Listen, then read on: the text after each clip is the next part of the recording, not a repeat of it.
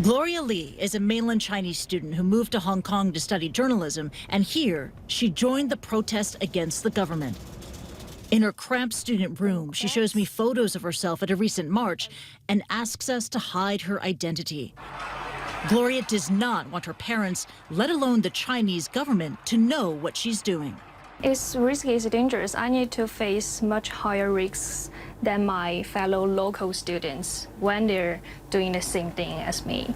But I think it's worth it. Gloria says her activism puts her at odds with other mainland students at the Chinese University of Hong Kong who call her a separatist. We're human beings. We should live in integrity. We have the right to form a power to demand what we want. The protests have fractured the bonds of many in Hong Kong as friends, family, and colleagues voice their strong opinions. But among mainland Chinese residents in Hong Kong, politics tends to favor Beijing.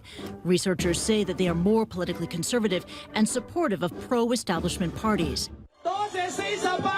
I met some of them at a pro-police rally in Hong Kong, including 47-year-old executive Benny. Well, we support the police and want to stay in Hong Kong. Since the handover from Britain in 1997, more than 1 million people from the mainland have moved to the city, increasing the population to around 7.5 million. It has also increased the tension as locals decry the impact of so many mainland Chinese coming to the city, fearing their city is losing its identity. Those tensions have now flared, with mainland Chinese singled out by aggressive protesters. Like the assault of this mainland Chinese resident at the Hong Kong International Airport. Scenes like this make some mainlanders feel isolated in the city they call home.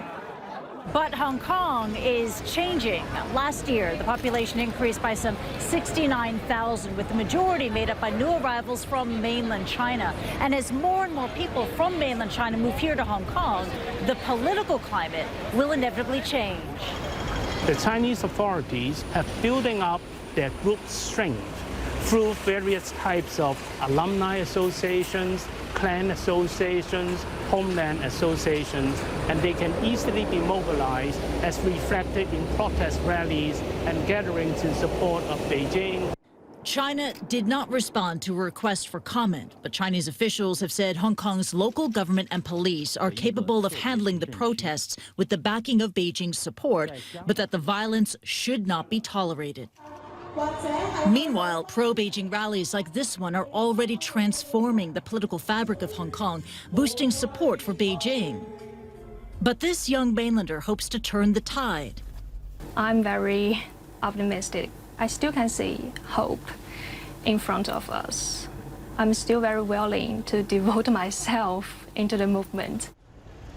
In Hong Kong, Gloria enjoys freedoms she would never have on the mainland, freedoms that she's willing to fight for.